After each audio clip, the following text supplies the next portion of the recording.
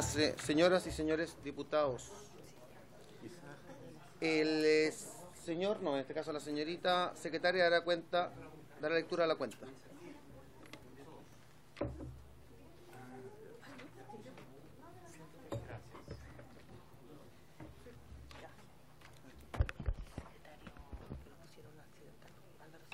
¿Ya?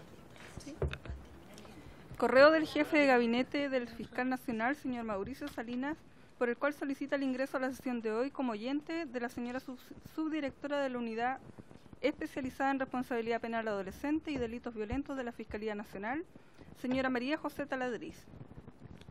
Excusa del defensor nacional, señor Andrés Manque Malskavsky, quien asiste en su representación, la señora Viviana Castel Higuera, junto a los asesores del Departamento de Estudios, don Francisco Geise y Pablo Aranda.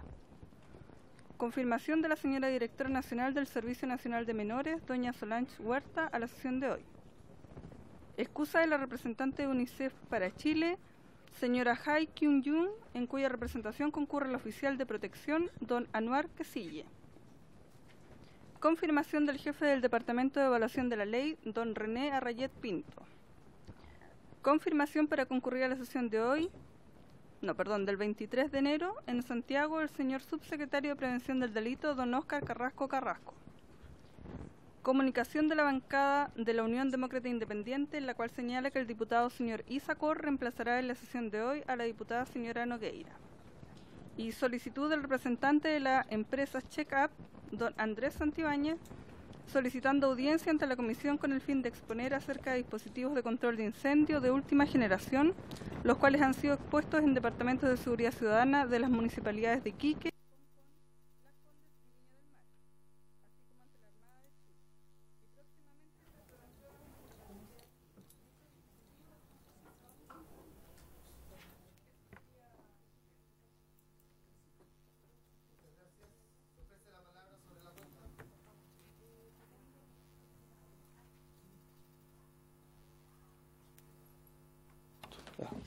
¿La palabra sobre la cuenta? ¿No?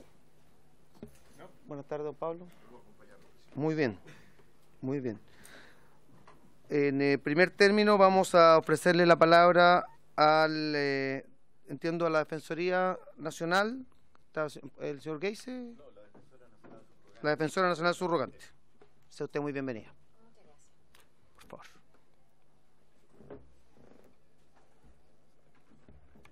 Ahí sí. Buenas tardes, señor presidente, honorables diputados, invitados especiales. Primero, quiero agradecer la invitación que se nos hace a la Defensoría Penal Pública, que nos permite entregar nuestra opinión sobre este proyecto de ley respecto... ¿Me disculpa un solo segundo? Que antes de iniciar la sesión quería agradecerles muy especialmente a don Pablo Lorenzini, que a propósito de la OCDE nos está entregando la evaluación de la ley 20.084, que creo que hace una gran labor. Felicitarle y agradecerle al diputado Lorenzini y a las personas que participan de esta comisión. Entiendo que está el diputado Ceroni también, así que muy agradecido. Y el equipo que lo acompaña, realmente una labor excelente, muy agradecidos. Disculpe, defensora. Bueno, es necesario este espacio por el documento que se ha entregado, y continuando con mi saludo junto con los invitados, también quiero partir agradeciendo esta invitación, como ya había mencionado. Para nosotros es muy importante poder entregar la opinión de este proyecto de ley, toda vez que como servicio representamos y atendemos el 98% aproximado de los imputados adolescentes que ingresan al sistema criminal. Y es por ello que necesitamos, primeramente, relevar dos datos, cifras que responsablemente hemos levantado y que es necesario presentarles a ustedes para una mayor comprensión de lo que puede significar una moción o una modificación en el sentido que se plantea. Lo primero es que las cifras demuestran algo bastante importante, que deben haberlo manifestado los demás intervinientes o puede ser ratificado por otros servicios, que ha ido disminuyendo el número de imputados privados que se encuentran sujetos a una causa criminal. Si hacemos un comparativo con el año 2012, las causas llegaron a 33.192. Para el año 2016, estas descendieron a 26.472. Si hacemos un paralelo con los adultos, podemos señalar que en el año 2012 las causas para los adultos era alrededor de 329.026 y para el año 2016 299.038. Muestra también una rebaja, pero es más significativa tratándose de menores, de adolescentes, y en gráfico, en porcentaje, estamos hablando que de un 9,2% baja a un 8,1%. También es importante hacer una distinción entre 16 a 17 años, 14 y 15 años. Respecto del primer grupo etario, el porcentaje de causa es del 75% y de 14 y 15 años el porcentaje de causas que enfrentan el sistema criminal es de un 25%. Si esto lo referimos también con dos puntos importantes, cuáles son los delitos que están asociados a imputados adolescentes versus también los datos sociales y económicos. El primero de ellos habla que la mayor concentración de causa o de delito dice en relación con el hurto. Una cifra importante: para el 2012 representaba el 61,4%, para el 2016 un 65,7%. Y si lo llevamos a un delito bastante sensible como es el homicidio, este nunca ha superado al 1%. Y si nos volvemos a fijar en el año 2012-2016, en el 2012 representaba un 0,7% y en el año 2016 un 0,6%. Respecto del segundo aspecto, que también es importante destacar, que dice relación con los datos sociales y económicos de los imputados adolescentes, hay dos factores que son gravitantes: la pobreza y la exclusión. Son dos elementos que deben ser considerados y demuestran que hay un cruce respecto de estas circunstancias con los imputados que deben enfrentar el sistema criminal, imputados adolescentes. Según datos del SENDA, el 57,2% de los adolescentes escolarizados habrían en algún momento consumido ya sea tabaco, un 78,% alcohol, un 26,5% marihuana, un 5,9% cocaína y un 4,1% pasta base. Y los estudios respecto de esta materia, particularmente de la Universidad de Chile, en su departamento o facultad de Economía y Negocios, señala que la población penal juvenil desescolarizada es la que ha enfrentado algún proceso penal. Y a mayor abundamiento podemos decir que la deserción escolar también está vinculada con la comisión de algún delito, y es así como el SENDA también nos entrega información al respecto. Hay un 70% de la población juvenil que ha presentado algún consumo problemático de drogas. Por otra parte, de acuerdo a lo que nos dice CACEM, que esto también es bastante importante, los jóvenes infractores, además de las características ya referidas, son el grupo más vulnerable, además por su edad, sino que también porque son los más pobres.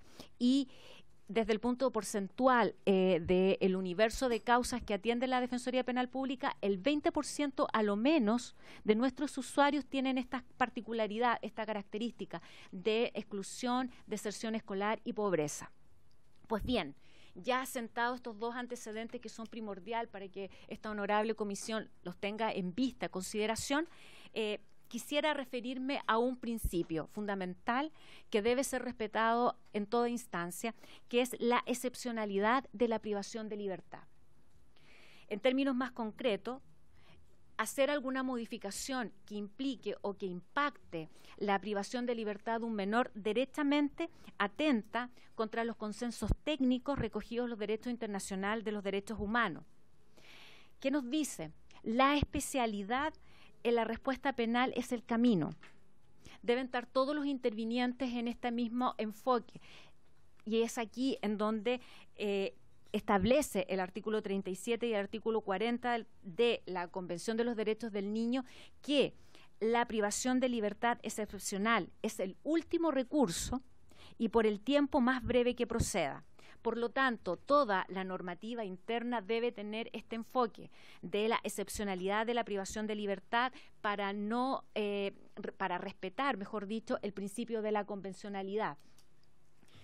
Extender el marco penal o extender la pena aún mirada desde el punto de vista abstracto puede convertir a un grupo de imputados adolescentes a ser sujetos o a tener el mismo tratamiento que un adulto, lo cual, que nos dicen los tratados internacionales, que debe haber una diferenciación y que la respuesta debe estar orientada a una resocialización. Y esto significa que puede también aumentar la internación provisoria y a su vez también lo debemos vincular con la letra B del artículo 37 de la Convención de los Derechos del Niño, en donde es coincidente también con el razonamiento de los diversos fallos de la, por ejemplo, Corte Suprema, en donde ha señalado, ejemplo, en el rol 4419-13, que ha quedado demostrado que las penas privativas de libertad tienen un efecto desocializador y despersonalizante que afecta, ahí no se necesita prueba, que afecta a un grupo, como ya mencioné, es un grupo vulnerable por las dos características ya mencionadas. En ese sentido, igual debemos quizás vincularlo con algo que puede estar en el interés de ustedes, que es la reincidencia, y qué es lo que nos dicen los datos también que hemos recogido. Las medidas, las penas en medio libre, por ejemplo, la libertad asistida especial, produce una menor reincidencia que aquellos jóvenes que han tenido un régimen cerrado. Datos en concreto, podemos señalar, como lo dice el cuadro, un punto más atrás, que aquellos menores a los cuales se le aplicó una sanción como la libertad vigilada especial, que está asociada a delitos graves, tuvo una reincidencia del 31,5%, versus aquellos que recibieron una sanción que significó privación de libertad, significó régimen cerrado, esto alcanzó un 46,5%. Este es un efecto importante que debe ser considerado, y es así como vemos que este proyecto, sin lugar a dudas, podría generar los siguientes consecuencias, los siguientes efectos. Primero, no es correcto señalar que la ley 20.084 no distinga el tratamiento de menores y mayores de 16 años. Efectivamente, la ley 20.084 distingue entre adolescentes 14 y menores de 16 y mayores de 16 y menores de 18 en su artículo 1, en su artículo 18, en su artículo 24, en donde se establece, por ejemplo, en el artículo 18, que tratándose de menores de 16 años no pueden sufrir una pena que supere los 5 años, y tratándose de los mayores de 16 años y menores de 18 años, la pena no puede extenderse de 10 años, o sea, fija un plazo de 10 años que, tomando en consideración el desarrollo cognitivo de los adolescentes, también es bastante impactante. ¿Por qué? Porque los estudios nos demuestran que efectivamente respecto de este grupo etario aún se está desarrollando la corteza cerebral, aún se requiere ciertos procesos de maduración, y los tiempos justamente en este grupo, aún más todavía entre los 14 y los 16 años, es que pasa mucho más lento, tomando en consideración la proyección de vida. Vida que significa, por ejemplo, los 17 años, toda su vida de 17 años, una pena superior a 5 o 10 años es toda la vida que les queda hacia adelante, convirtiendo quizás un régimen cerrado, su familia, su universidad, y atentando contra todos los enfoques que tiene la ley 20.084 de resocializar. Lo otro que también interesa destacar es que no es efectivo que los adolescentes mayores de 16 años puedan enfrentar de la misma manera una sanción penal por lo ya señalado, y estaríamos asimilando la responsabilidad penal del infractor muy similar a la de un adulto. Y la única diferencia que tendríamos en este rato con este proyecto es el lugar donde se cumpliría la sanción, Gendarmería o Sename. Y en ese sentido también aumentar los números podría generar igual un colapso respecto de los sistemas que deben enfrentar y que deben resocializar. Es por ello que también consideramos que esta modificación podría inclusive retroceder al nivel de lo que existía antes de la Ley de Responsabilidad Penal Adolescente, en donde se establecía un trámite del discernimiento, en donde se establecía un régimen especial. Acá la Ley 20.084 hace responsable a los adolescentes de sus actos, pero la sanción la debe adecuar a sus circunstancias personales. Pues bien, así las cosas, consideramos que esta ley derechamente viene a contradecir los tratados internacionales sobre la materia. Ya creo que lo he tocado en diversos puntos, que derechamente violenta los principios de la Convención Internacional de los Derechos del Niño. Agrava el problema en vez de solucionarlo. Y es más, tal como se señala en el informe de la Biblioteca del Congreso Nacional, lo que corresponde es potenciar la especialización de todos los intervinientes. El informe concluye que aún seguimos tratando a los adolescentes como estamos como adultos. Y es ahí en donde no solamente la Defensoría, sino todos los intervinientes, jueces, Ministerio Público, deben seguir desarrollando la especialización para poder enfrentar como corresponde la situación, la circunstancia de un caso en donde se encuentra involucrado un menor de edad. En ese sentido, consideramos que aprobarlo significaría un retroceso como país. Gracias.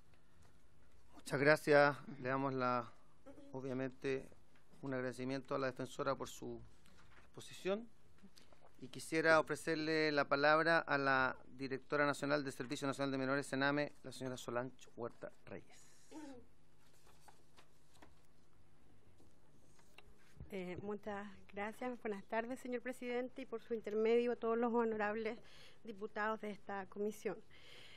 Partir señalando que como país, efectivamente, un proyecto de ley que parte de la base de un hecho tan lamentable, uno tiende a compartirlo, la muerte también de un adolescente, un joven de 18 años.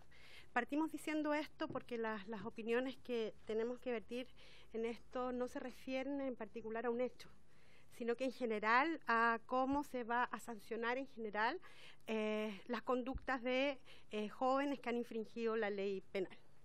Desde ese punto de vista, efectivamente, la intención legislativa que está o que se vislumbra en el proyecto es generar un sistema más gravoso respecto de un rango etario que se refiere a los jóvenes que han infringido la ley penal entre los 16 y los 17 o antes de los 18 años de edad. Esa es la intención que va detrás, un aumento de pena en relación a ese universo de jóvenes que han infringido la ley, como bien digo. Desde ese punto de vista es necesario también recordar, y me sumo ahí lo ya indicado por la señora defensora, en el sentido que la ley 20.084 ya genera diferencias y reconoce no solamente en el monto de la sanción, sino que también en las formas de cumplimiento diferencias en base a lo mismo que establece el proyecto. La posibilidad de sanción respecto a un joven que comete un delito grave entre los 16 y 17 años, pues arriesga una pena de 10 años, versus un joven de entre 14 y 15 años que arriesga una pena de 5 años. Por lo tanto, efectivamente, la ley 20.084 establece diferencias y reconoce en parte esta situación. Del mismo modo, como criterios de determinación, también se hace alusión a la edad concreta que pueda tener el adolescente. Por lo tanto, desde esa mirada, lo que se plantea a través del proyecto ya está incorporado en la ley 20.084 en la actualidad, y de hecho el documento también lo indica, ¿sí? Y si uno revisa, lo estaba revisando muy rápidamente, más bien los problemas que tiene la ley 20.084 nos dicen en relación con el monto de la sanción, sino que con otro tipo de dificultades. Y creo que es correcto expresarlo de esta manera, porque precisamente uno de los proyectos que debe presentarse, entendemos, dentro del presente año para la discusión es la reforma, creando un sistema de reinserción efectivamente para los adolescentes, porque los problemas que se vislumbran conforme a lo que aparece acá en el informe y también que se levanta a propósito de las opiniones de diversos operadores del sistema de justicia penal adolescente, dice relación más bien con esto, que a 8 años ya, sí, 8 años desde han pasado 8 años desde la implementación de la reforma procesal penal adolescente, se vislumbran que los objetivos que se tuvieron en vista para la modificación, a lo menos lo que tiene que ver con la reinserción, no ha sido cumplido adecuadamente, y lo que se levanta es la necesidad de una revisión más bien de tipo estructural asociado a las formas de intervención con los jóvenes que han infringido la ley penal. Recientemente, es más, a propósito de la ley de agenda corta, conocida como ley de agenda corta, también hubo un aumento de penas que también impacta en los jóvenes adolescentes respecto al rango que le vamos a aplicar. De allí que la mirada que tenemos como Servicio Nacional de Menores, a propósito de nuestras obligaciones también, es indicar primero que un régimen de sancionatorio respecto de los jóvenes infractores tiene que encuadrarse a la Constitución y a los tratados internacionales, y desde esa mirada el proyecto tal como se plantea generaría un ruido de constitucionalidad a propósito de dejar en un mismo rango a imputados, o eventual mismo rango, a imputados adultos con imputados adolescentes que están en el rango de 16 a 17 años. 2, indicar que más bien uno tiende a pensar en una reforma estructural del sistema, que es lo que se está proponiendo, tendiendo a mejorar la intervención para cumplir nuestras obligaciones en cuanto a que efectivamente los adolescentes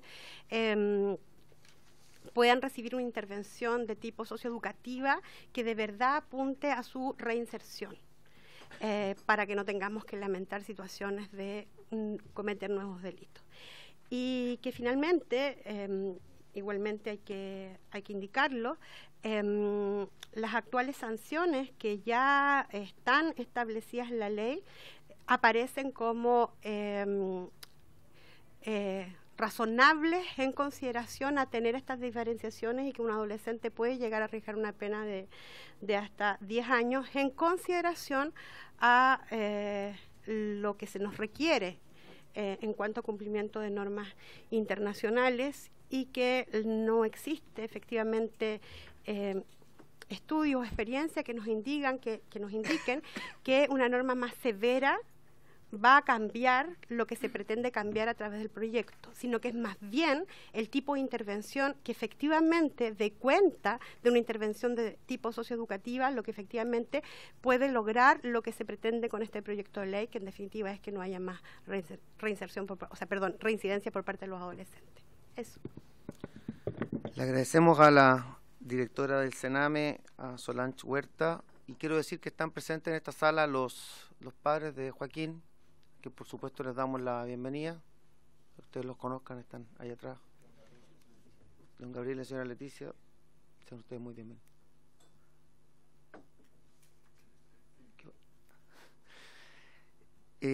Quiero ofrecerle la palabra al representante de UNICEF para Chile, la señora... no vino la señora Hai Kyung-Jung, en cuya representación concurre el oficial de protección, señor Anuar, no sé la pronunciación, que sigue. Muchas gracias, señor presidente, bien pronunciado el apellido. Así que, bueno, agradecer la invitación que la Comisión de Seguridad Ciudadana, por su intermedio, ha realizado al Fondo de las Naciones Unidas para la Infancia, a comentar los aspectos específicos que tiene este proyecto de ley en relación con de manera concreta con los estándares internacionales. El mandato de UNICEF está vinculado a analizar si las políticas públicas que el Estado satisfacen o no los estándares internacionales, que en este caso están relacionados con el sistema de justicia juvenil. Por eso mismo no voy a adentrarme en los datos que ya fueron claramente expresados por la Fiscalía y por la Defensoría, la Fiscalía la sesión anterior, ni tampoco en ciertas cuestiones que tienen que ver con cuestiones estrictamente penales, sino que el análisis que quiero hacer yo está vinculado exclusivamente a ver cuáles son las mejores formas para poder cumplir los fines legítimos que tiene todo Estado de Derecho, que es combatir la delincuencia. En eso yo creo que estamos todos de acuerdo. O sea, en un Estado de Derecho es legítimo combatir la delincuencia, y eso implica reducir la comisión de delitos y terminar con la reincidencia. Ahora, ¿qué hace el derecho internacional? Y particularmente en el caso de los adolescentes, entrega una serie de estándares que los Estados tienen que tener en cuenta para el respeto y la protección de los derechos humanos, no solamente de los adolescentes que están en conflicto con la ley penal, sino que también de las víctimas que sufren estos delitos. Y ahí tenemos una serie de instrumentos internacionales que no voy a analizar en detalle, sino que están analizados una minuta que va a quedar a disposición de la Comisión, pero los voy a nombrar: la Convención sobre los Derechos del Niño, las reglas de Beijing, reglas de Tokio, reglas de La Habana, directrices de Riad, y también las consideraciones que ha tenido el Comité de los Derechos del Niño, tanto a nivel general, en su observación general número 10, sobre la justicia adolescente, y también distintos instrumentos del sistema interamericano. Entonces, estos instrumentos señalan, y hay consenso en ellos, que todas las medidas que se adopten para construir un sistema de justicia juvenil tienen que estar vinculados y orientadas a la reinserción y el establecimiento de programas que permitan que los adolescentes abandonen la comisión del delito. Y esto es consistente a su vez con lo que expresa el artículo 20 de la ley 20.084, cuando habla de la finalidad de la sanción, que dice que la sanción debe estar orientada a una intervención socioeducativa amplia y estar orientada a la plena integración social. Por lo tanto, conforme a los estándares internacionales, la solución al problema de la delincuencia juvenil no pasa por mecanismos que estén dirigidos al aumento de penas, a aumentar la privación de libertad, ni a rebajar la edad de imputabilidad en materia penal, sino que pasa principalmente por un problema estructural del cual la defensora y la directora nacional del CENAME ya han hecho eco, que es de qué forma los adolescentes que ingresan al sistema penal reciben una oferta socioeducativa de reinserción, de tratamiento de consumo problemático de drogas y alcohol adecuado, que permita, por una parte, evitar que estén privados de libertad y, por otra, evitar que vuelvan a cometer los delitos.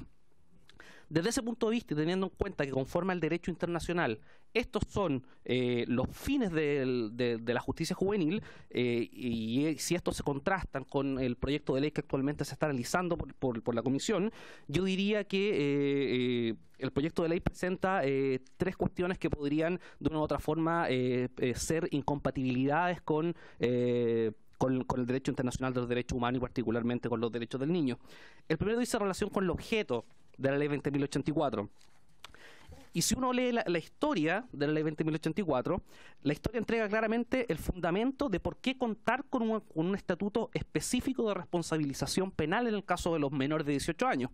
Y lo dice, y cito: reformar radicalmente la respuesta del Estado ante los casos que revisten carácter de crimen o simple delito cuando ellos son cometidos por personas menores de 18 años, introduciendo por primera vez en Chile un sistema de responsabilidad penal especial.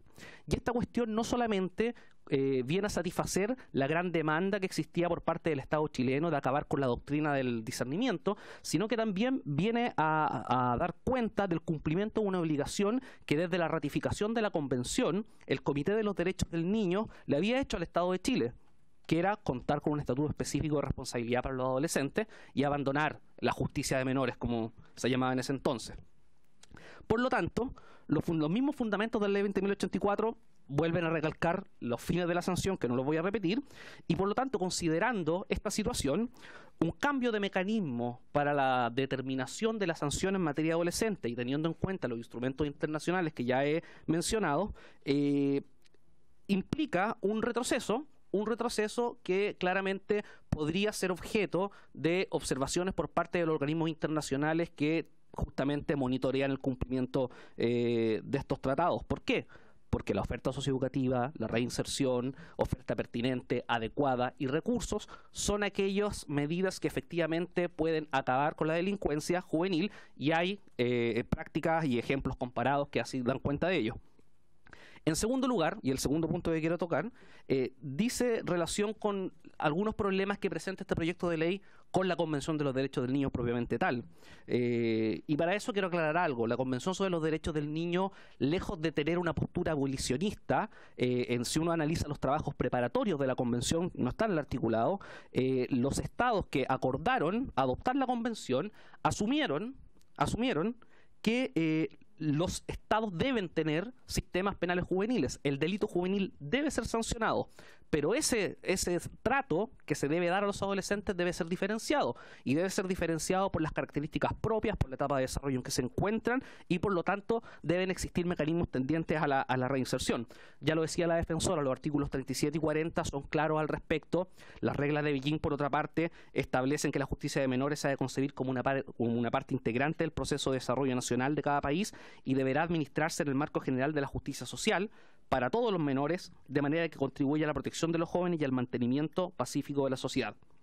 Particularmente, en el caso del Comité de los Derechos del Niño, este ha señalado en su observación general número 10 del año 2007, si no me equivoco, que para establecer un sistema de justicia criminal conforme a los estándares de la Convención sobre los Derechos del Niño, y que tienda a disminuir el delito y acabar con la reincidencia, se tienen que tener en cuenta aspectos tales como la prevención, la educación, el fortalecimiento del trabajo con las familias, la participación, la existencia de programas pertinentes e instituciones especializadas que deben estar presentes en todo momento, haciendo énfasis en políticas de prevención del delito. El derecho penal, la aplicación de las penas, llega tarde, llega cuando la sociedad falló, cuando las familias han fallado, y por lo tanto el trabajo principal tiene que estar en la prevención del delito más que en la sanción o la imposición de penas privativas de libertad.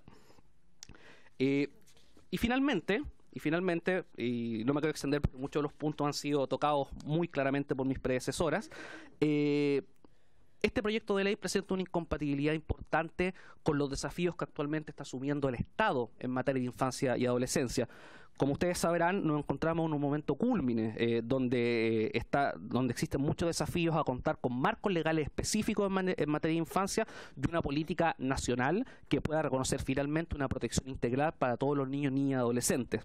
En ese contexto, se han presentado 3 proyectos de ley que están actualmente siendo conocidos por el Congreso: la ley que crea el sistema de garantía de derechos de la niñez, la ley que crea la Defensoría de los Derechos de la Niñez y la ley que crea la Subsecretaría de los Derechos de la Niñez.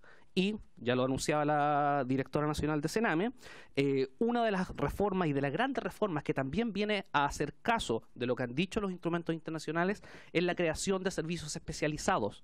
También la defensora lo decía, la especialización orgánica y funcional de los intervinientes es una medida que contribuye en gran parte a poder reducir la criminalidad y la comisión de delitos por parte de los adolescentes. En este sentido, se está preparando el proyecto de ley del Servicio Nacional de Reinserción, que va a depender orgánicamente del Ministerio de Justicia y que tiene como finalidad satisfacer los estándares de la Convención sobre los Derechos del Niño en materia de justicia juvenil. Y por lo tanto, considerando que este servicio será un importante avance para el cumplimiento de los fines de la ley, es decir, la reinserción y la reintegración de los adolescentes a la sociedad, una reforma legal como la que se propone en la moción que estamos analizando hoy en día iría en un sentido contrario a los objetivos que tendría el servicio.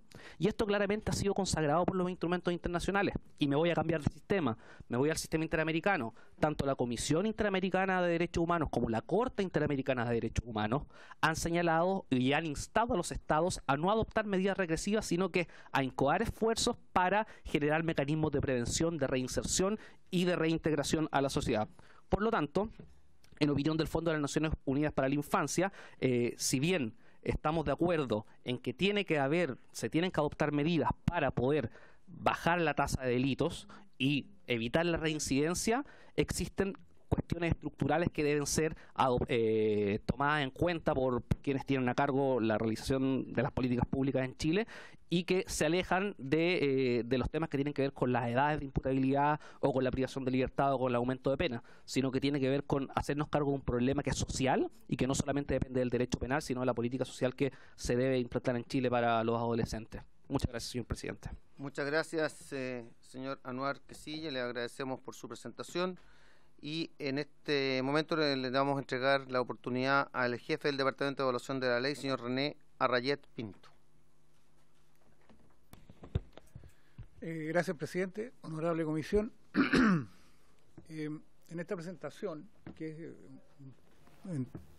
en realidad una suerte de desmenuzamiento del informe que varios veo que tienen ya sobre la mesa, el informe que evacuara el Departamento de Evaluación de la Ley sobre esta ley, la 20.084.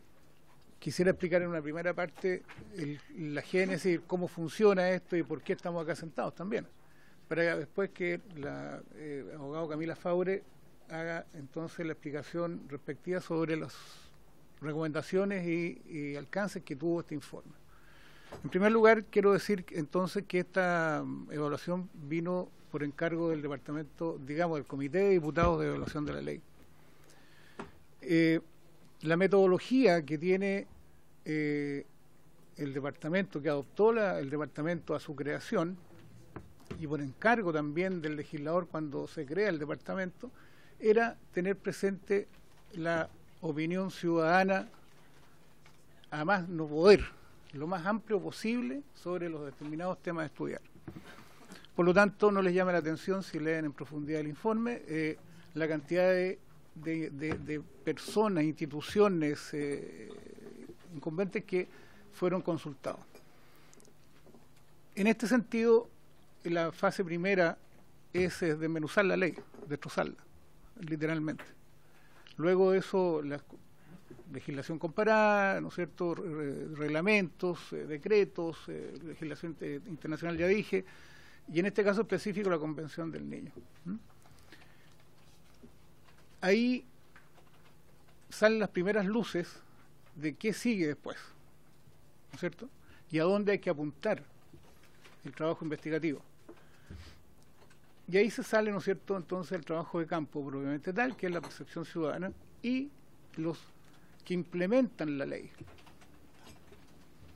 En este caso específico, llegamos entonces a concluir que son 7 organismos estatales que intervienen en la aplicación de esta norma. Por lo tanto, lejos de llegar en lo personal y como reflexión en realidad, que el problema esté radicado en la propia ley, es precisamente donde está, es en la administración de la ley. Ahí está el gran problema de este asunto. Los detalles, obviamente, de que si son imputables a los 16, a los 18, si la pena, esto es un tema que hay que discutir desde luego, y lo harán los que saben. En este caso, lo que sí llegamos como conclusión y reflexión es que una vez adoptados todos estos acuerdos, estas modificaciones por recomendación internacional, por convicción de diversos tipos, y un detalle, por la evolución social de nuestro país, que ha sido violenta en los últimos 5 años. Los paradigmas sociales han cambiado en tal forma y magnitud que quiero contar, por favor, acéptenme un par de segundos, una experiencia que tuvimos con una ley de la donación de órganos. Chile adoptó la legislación española para esto, y porque era el país que tenía más donantes. Finalmente, después de largas investigaciones, se aprueba la nueva modificación y la ley siguió sin funcionar. Seguían los donantes bajos. Y casualmente, alguien nos dice, oiga, si el problema no está en la ley, si el problema está en que está la persona ya declarada muerta, muerte cerebral por 3 médicos, y los familiares no hay caso. Y cuando uno pregunta, dice, no, mire, estamos esperando un milagro, el padre no sé qué, está invocado no sé cuánto. Y esto que atraviesa a todos los estratos sociales. El culto de la muerte en Chile es distinto al culto de la muerte en España. A eso apunto, cuando digo que la evolución social es un factor importante a tener presente cuando se legislan estas grandes políticas estructurales del país, que apuntan a una cosa social intensísima como es los menores. Entonces, Ahí yo creo que deberán, en su oportunidad, en su momento, hacer un énfasis en cómo lograr una coordinación certera, precisa, en algo tan complejo como es administrar justicia, cuidar adolescentes, cuidar un presupuesto y tratar de cumplir con lo que se está pidiendo o queriendo, reinsertar o proteger. Eso pasa entonces por una coordinación amplia que alguien tiene que hacerla. Yo aquí hasta este minuto no conozco si hay un ente que esté trabajando en eso. Lo único que encontramos en su momento fue una Comisión Nacional de Coordinación del Sistema de Justicia Penal, pero poco y nada tiene que ver con lo que estoy planteando en realidad. Eso sí que aquí ellos plantean y consignan que para llegar a conclusiones consultaron este informe. Bueno, entonces, a manera de reflexión, yo diría que la ley, si bien es cierto, hay que adaptarla, hay que traerla a tiempo presente, y apenas han pasado 8 años, curioso, apenas han pasado 8 años, traerla, actualizarla a los momentos sociales que tiene el país y enfatizar fuertemente, como decía, en la administración de la ley, que es algo que pasa mucho en nuestro país, no solamente en este caso, son varias las leyes que nos hemos dado cuenta, que hemos evaluado, que lo que más influye en cómo se pone en la práctica esa ley. No he hablado del reglamento porque afortunadamente el reglamento de esta ley respetó el espíritu del legislador. No siempre pasa eso. Bueno, quisiera entonces, si me permite, señor presidente, dar la palabra a Camila Faure, abogada del departamento, quien nos va a contar entonces las conclusiones y sugerencias y recomendaciones que se hacen al final del informe y por qué llegamos a ellas, digamos. Muchas gracias. Ahí sí. Gracias, adelante. Honorable Comisión, el Departamento de Evaluación de la Ley entregó en octubre de 2015 el informe sobre la Ley 20.084, centrándose principalmente en la adecuación de la ley a la normativa internacional, la idoneidad del marco sancionatorio para hacer efectiva la integración social de los infractores y también la especialización del sistema.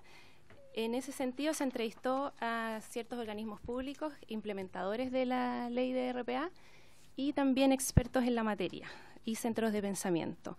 Asimismo, se realizaron 2 foros ciudadanos a los cuales se convocó a participar a representantes de organizaciones sociales que desarrollan la intervención psicosocial con los adolescentes infractores de ley, es decir, aquellos que pertenecen a la red de colaboradores del CENAME. Se les consultó sobre la ejecución de sanciones, la oferta programática y la especialización del sistema. Al respecto y como contexto, es importante tener en consideración que actualmente un 48% de los infractores tienen 18 años y más. Esto no fue previsto por el legislador y presenta una importante dificultad respecto de la intervención, una intervención que está pensada y diseñada para adolescentes. También podemos observar cómo se reparte ese porcentaje a lo largo de las distintas sanciones. Tienen una importante presencia en el programa de servicio en beneficio de la comunidad, en las libertades asistidas y también son el grupo mayoritario en el centro de régimen cerrado y de régimen semicerrado. Ahora, respecto a esta población de 18 años y más, la norma señala que el infractor que cumpla los 18 años y le reste más de 6 meses de cumplimiento de pena puede ser trasladado a una sección juvenil. También puede ser trasladado este infractor mayor de 18 en caso de haber cometido un delito, en caso de poner en riesgo la vida o la integridad física de otros adolescentes del centro.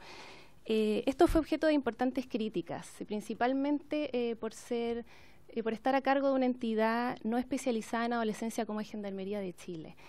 Y también respecto al someter a la experiencia de estar en una cárcel, básicamente, a infractores que fueron condenados por la ley de RPA. Frente a esto, el departamento recomendó poner énfasis en la excepcionalidad de esta medida para evitar someter a ciertos jóvenes a la experiencia de estar en una cárcel y de este modo propender a una sanción más idónea. Podemos observar cómo se distribuyen en general las sanciones. La multa y la amonestación, por ejemplo, fueron objeto de importantes críticas, principalmente debido a su baja eficacia. La amonestación, por ejemplo, se señaló que carece de total sentido cuando estamos hablando de infractores reincidentes, por ejemplo. En el caso de la multa, también se criticó ya que los adolescentes por lo general no cuentan con medios para pagarla. Por lo tanto, si bien se impone la multa, esta generalmente no se cumple. Por lo tanto, la recomendación del departamento va en el sentido de revisar la amonestación, a lo mejor limitar su aplicación a jóvenes que delinquen por primera vez. Y en el caso de la multa, considerar la pertinencia de esta sanción en un contexto de responsabilidad penal adolescente. Ahora, en cuanto a las sanciones RPA a lo largo del país, podemos observar cómo se distribuye. Principalmente es importante tener en cuenta que el 89% de las sanciones son en medio libre, es decir, servicio en beneficio a la comunidad, libertades asistidas, y solo el 11% corresponden a penas privativas de libertad, es decir, internación en régimen semicerrado o cerrado. Esto cobra una vital importancia cuando hablamos de las medidas cautelares. De acuerdo a datos entregados por la Corte Suprema, un 20% de las medidas cautelares corresponden a internación provisoria y un 80% a medidas cautelares ambulatorias. Sin embargo, de acuerdo al total de causas cuya medida cautelar es internación provisoria, más del 80% de ellas termina una pena no privativa de libertad, lo que evidencia una importante sobreutilización de la figura de la internación provisoria. Esto se podría deber en algunos casos a la intención de sacar de circulación al joven que delinque y también para asegurar la comparecencia en las audiencias, ya que la ley no entrega herramientas para hacer esto y muchas audiencias no pueden realizarse debido al ausentismo del infractor. Como principales dificultades en el marco sancionatorio se pudo observar graves falencias en el diseño y también en la aplicación práctica de las sanciones. Un déficit de presupuesto, lo que conlleva también un déficit de recursos técnicos y humanos y debilidades en la especialización de los actores involucrados. Particularmente en el servicio en beneficio a la comunidad se constató que faltan instancias reales de cumplimiento. También que muchas veces son condenados a esta sanción jóvenes con un alto perfil delictivo, lo que hace imposible el cumplimiento de la sanción como está pensada. Por lo tanto, el joven debe terminar cumpliendo la sanción en oficina, en talleres, desvirtuándose esta sanción que consiste en esta actividad no remunerada en favor de la colectividad. Esta sanción también se percibe como de mayor gravedad por la exposición pública que conlleva y esto tiene una directa relación con el alto nivel de quebrantamiento de la sanción. En cuanto a la libertad asistida, esta sujeción del adolescente a un control de un delegado se percibe por parte de los infractores como una firma mensual. Existe una mejor evaluación de la libertad asistida especial, pero en general se critica la poca diferenciación de ambas sanciones, de la libertad asistida simple y de la especial, a nivel legal, incluso reglamentario. Y quien en definitiva define la diferencia y define la sanción sería el delegado. En cuanto a la internación en régimen semicerrado, se criticó principalmente la lejanía de estos centros y los problemas de desplazamiento que esto conlleva.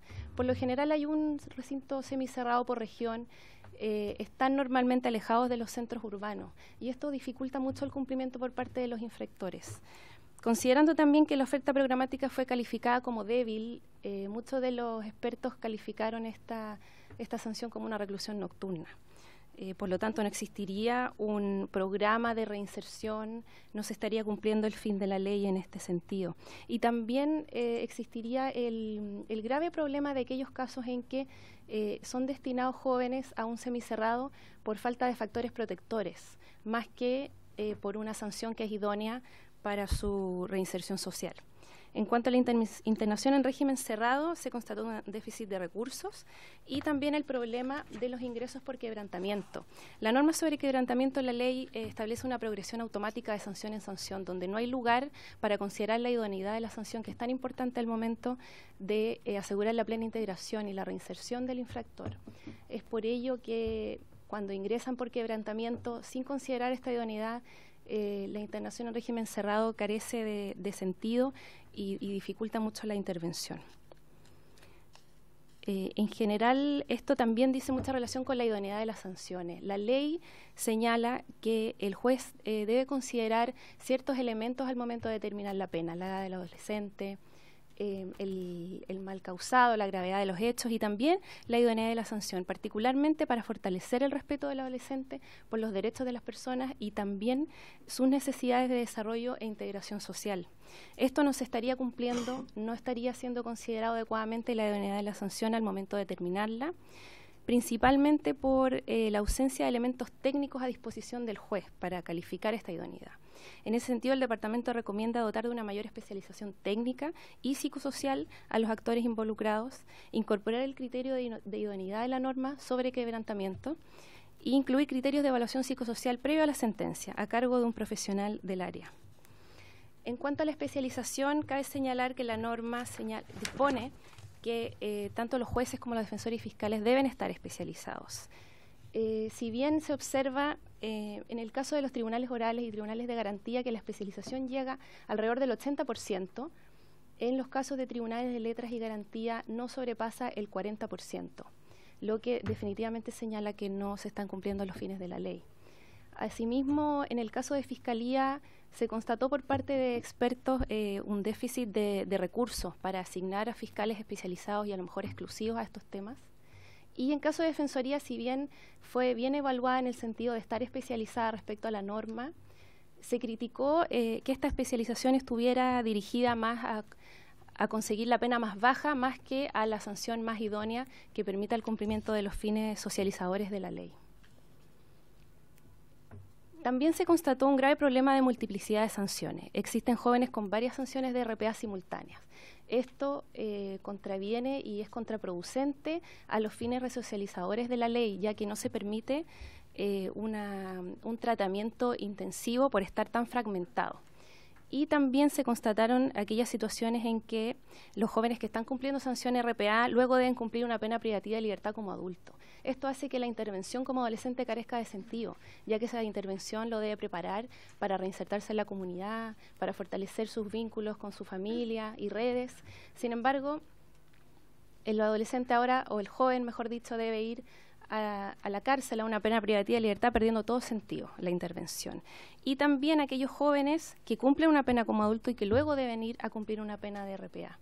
Esto también se clasificó como un problema grave debido al contagio criminógeno y debido a que pierde sentido también la intervención como adolescente a un joven que ya cumplió una pena como adulto. Esto tiene también directa relación con las tasas de reincidencia y multirreincidencia. Podemos observar que se mantienen más o menos estables en los años que mostramos, 2009 a 2012, siendo la reincidencia siempre mayor. Y si desglosamos esa reincidencia, podemos observar que la mayor cantidad se concentra en 1 a 3 reincidencias, pero también es importante y no menor los porcentajes de 4 o más reincidencias. También podemos observar que las tasas mayores de reincidencia se presentan en el tramo etario más joven, de 14 a 15 años. Y respecto a las sanciones que presentan mayores tasas de reincidencia son el centro semicerrado y también la sanción de servicio en beneficio a la comunidad, siendo un poco mejor evaluados en ese sentido los programas de libertad asistida y libertad asistida especial. En general se observó una escasa coordinación entre CENAME, instituciones de salud, educación y capacitación. Se señaló también que el sistema carece de una oferta especializada y oportuna.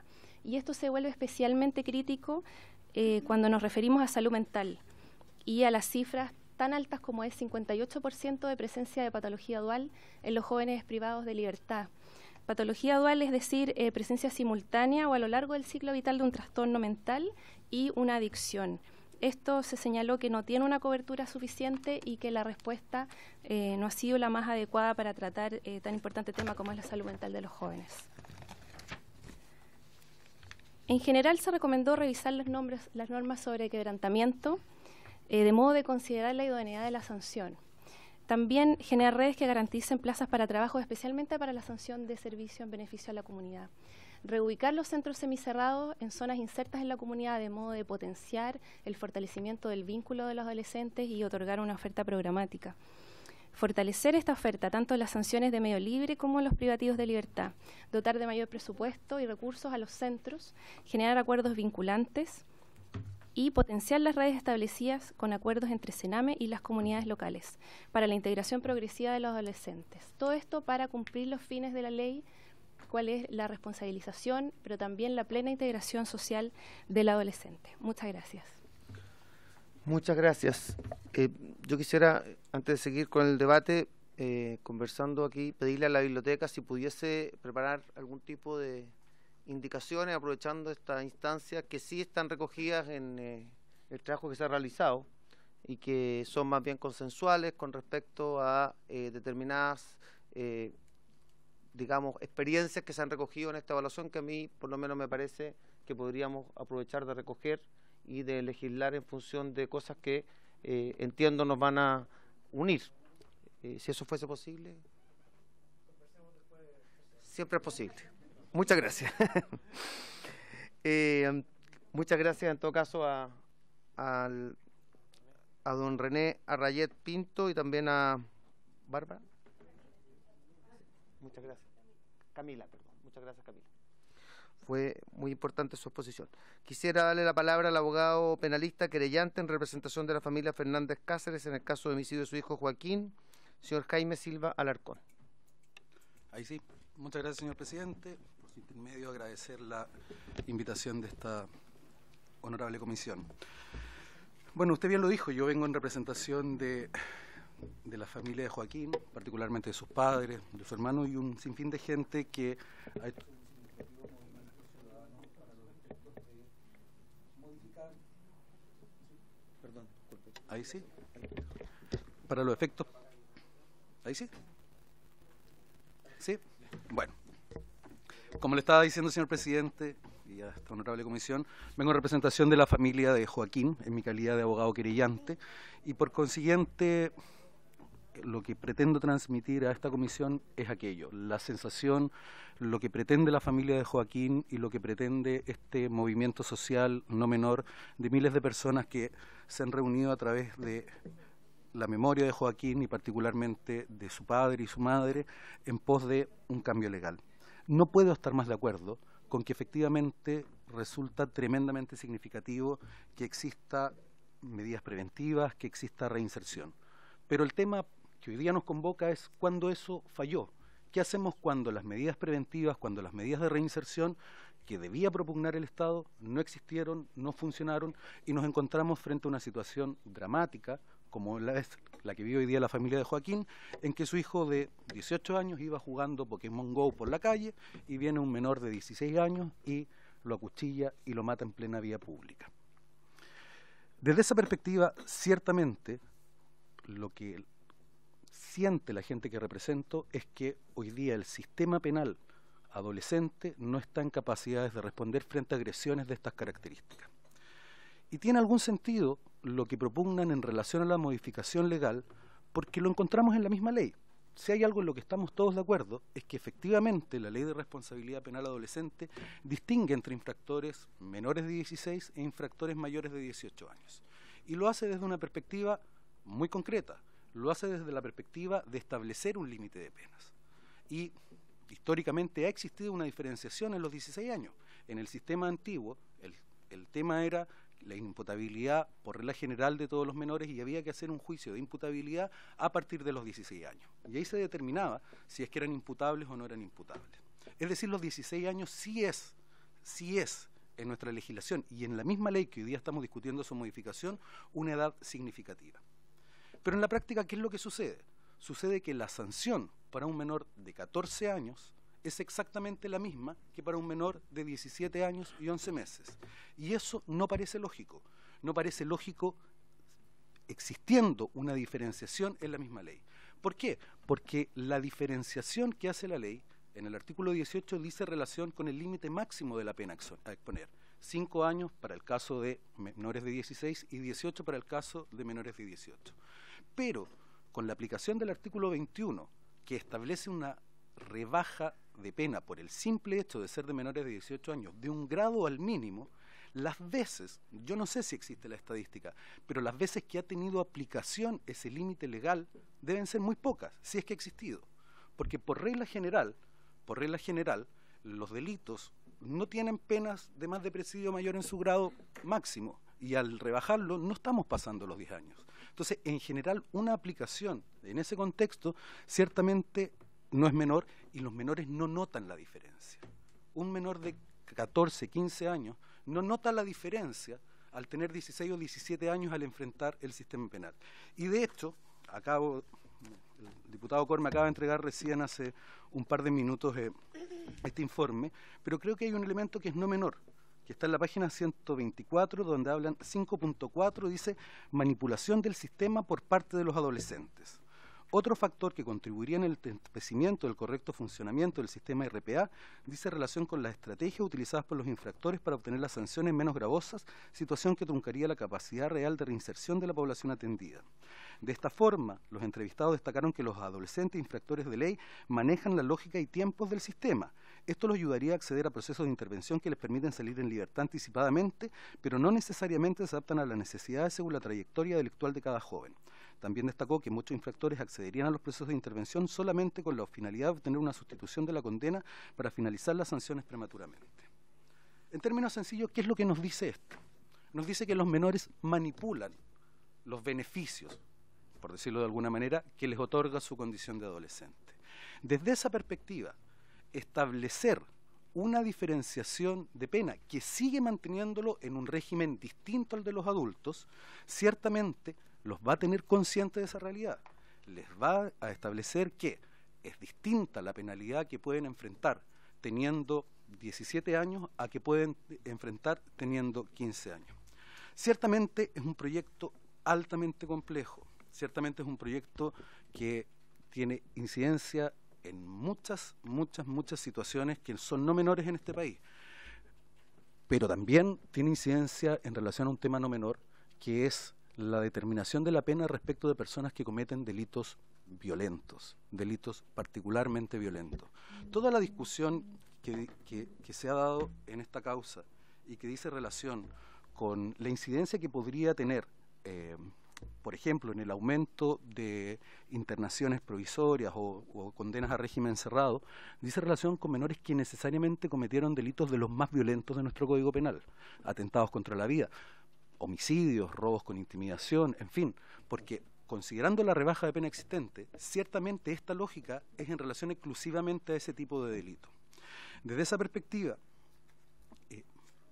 concluyo señalando que hago mía la pretensión de la familia de Joaquín y del grupo de ciudadanos que ellos representan.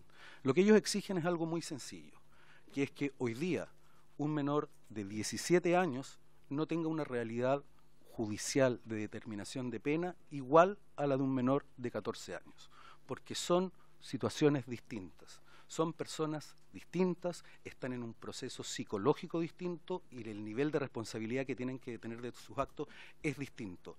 Eso hoy día está recogido en la ley. La ley establece una diferenciación entre menores de 16 y mayores de 16. El punto es que en la práctica eso no existe. Gracias. Muchas gracias, señor Jaime Silva. Está presente el señor Gustavo Menares.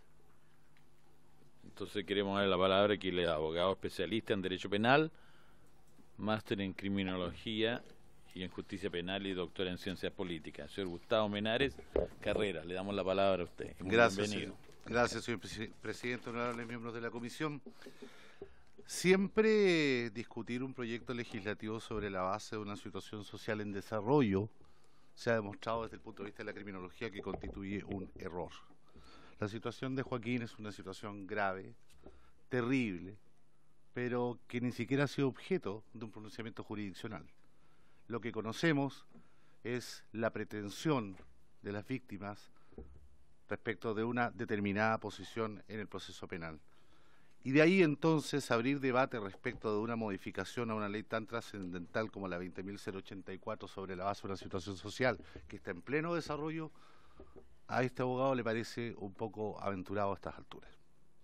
Sin embargo, se me ha pedido mi pronunciamiento respecto de este proyecto de ley que busca la modificación de la regla especial de determinación de pena del artículo 21 de la ley 20.084. Y en este punto, en parte comparto las apreciaciones de la señora Defensora Nacional y de la directora del Servicio Nacional de Menores, señora Solange Huerta, en el sentido en que la modificación que se plantea al artículo 21 de la Ley 20.084 constituye una pugna directa con las disposiciones contenidas en el artículo 37 y 40 de la Convención sobre Derechos del Niño, norma de autoejecución en Chile, por disposición del inciso segundo del artículo 5 de la Constitución. Y lo voy a decir derechamente porque aquí nadie lo ha dicho derechamente. Este proyecto de ley tiene ribetes de absoluta inconstitucionalidad. Esto no puede ser aprobado en los términos en que está propuesto porque constituiría un fraude, una bolsa que tapa los compromisos internacionales adquiridos por el Estado de Chile a través de la Convención de Derechos del Niño. Eso como primer punto, porque aquí nadie lo ha dicho claramente, se ha insinuado, pero derechamente no puede dársele al Estatuto de Sanción Penal de la Justicia Juvenil Adolescente un carácter retributivo. Nunca fue esa la intención de nuestro legislador. Nuestro legislador, al abordar el tema de la 20.084 y básicamente las finalidades de la pena, dejó claramente establecido que la función de la pena era una función de reinserción, resocialización, acompañar al adolescente infractor en su proceso para reintegrarlo a la sociedad. No estamos hablando de imputados mayores, estamos hablando de infractores de ley que han desarrollado su conducta producto de situaciones socioeconómicas en las que se ven involucrados, graves vulneraciones de derechos, muchos de ellos objetos de maltrato infantil, muchos de ellos víctimas de lo que Sutherland denomina la teoría del aprendizaje, muchos de ellos miembros o víctimas de lo que de alguna manera se denomina en criminología anomia. De manera tal que el primer error que se comete en este proyecto de ley, señor presidente, honorables miembros de esta comisión, es entender que el Estatuto Penal Juvenil es una suerte de rama menor del derecho penal adulto. Eso no es correcto. El Estatuto Penal Juvenil no es una rama menor del derecho penal adulto, sino que tiene funciones propias y finalidades propias. El grave error que comete el legislador con la Ley 20.084 es una suerte de utilización subsidiaria del derecho penal en todo lo no previsto por el Estatuto de Responsabilidad Penal Adolescente. Modificar el artículo 21 en los términos que se propone es darle a la pena un carácter retributivo y definitivamente tratar a los adolescentes como imputados adultos, derechamente. Peor aún, yo puedo entender que la sociedad, como se ha dicho durante la exposición en este debate, tenga el derecho a protegerse de crímenes violentos. ¿Y qué entendemos por crímenes violentos? Un homicidio calificado, violación propia del artículo 361, secuestro calificado, sustracción de menores con resultado, etcétera. Pero el proyecto de ley que pretende modificar el artículo 21 es tan genérico que ni siquiera hace distinción respecto de a qué tipo de conductas incriminadas se está refiriendo. Y en la práctica, la modificación en los términos que se propone en el artículo 21 va a llevar a un aumento de la penalidad incluso de delitos tan poco trascendentes desde el punto de vista de la política criminal de la justicia juvenil adulta como el hurto, el robo por sorpresa. ¿Qué sentido tiene, qué importancia tiene para la política criminal de este país y qué sentido tiene para las intenciones del legislador en orden a que la privación de libertad de los menores sea una medida de última intervención? De alguna manera modificar en estos términos el artículo 21. No quiero repetir conceptos que han sido expuestos detalladamente por la señora Solange Huerta, que conozco desde el ejercicio profesional, y a la señora defensora pública aquí presente, pero creo que el proyecto, en los términos en que está planteado, no se basta a sí mismo. No se basta a sí mismo porque además es poco claro la redacción. Si de alguna manera, por razones de política criminal y por razones de defensa social, fuera del parecer de esta honorable comisión adoptar de alguna manera un tratamiento especial para infractores adolescentes de crímenes violentos, lo primero que habría que hacer es definir qué entiende esta honorable comisión por crímenes violentos, las razones de política criminal y de criminología que llevan a dar un tratamiento especial, siempre de alguna manera privilegiando la imposición de medidas distintas a la privación de libertad, cosa que no hace este proyecto de ley. Por lo demás, aprobar este proyecto de ley en los términos en que está propuesto va a llevar a cabo o se va a generar una total incompatibilidad o una total inconsistencia entre el nuevo artículo 21 que se propone y el límite de quantum de penas que se contempla en el artículo 18 del de la Ley de Responsabilidad Penal Adolescente. Les planteo un ejemplo práctico. Este proyecto de ley en su artículo 21 propone no aplicar la rebaja de un grado a la pena al delito en cuestión. Partamos entonces de la actual pena del delito de homicidio, presidio mayor en grado medio, 10 años y un día. Tenemos a un adolescente infractor que es imputado por la comisión de un delito. De regir este artículo 21, determinaría que él recibiera una pena mínima de 10 años y un día, y eso es incompatible de acuerdo al límite de quantum de pena establecido por el artículo 18. En consecuencia, en los términos en que está propuesto el proyecto de ley, este proyecto de ley no satisface las exigencias constitucionales, ni tampoco las exigencias internacionales respecto del tratamiento que hay que dar a adolescentes infractores de ley. Muchas gracias, señor presidente. Muchas gracias, señor Gustavo Menares. No sé si me ha quebrado algún invitado. Perdón. Sí, por supuesto, ahora cedo la palabra a los señores diputados. Estaba viendo de los invitados. Diputado Pilowski, ¿usted? No sé.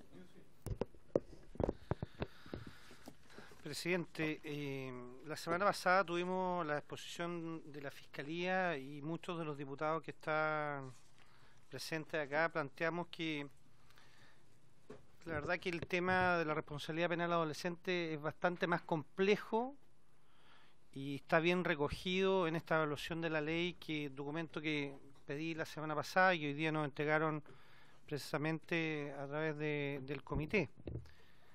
Y digo que el tema es bastante más complejo porque hemos visto acá las 4 o 5 exposiciones que se han realizado, salvo lógicamente la del abogado querellante, por razones obvias. O sea, me imagino que la situación de la familia frente a un hecho tan grave como el que se ha planteado tiende a tomar este tipo de soluciones que son intuitivas, pero que carecen de elementos necesarios para desarrollar una política pública.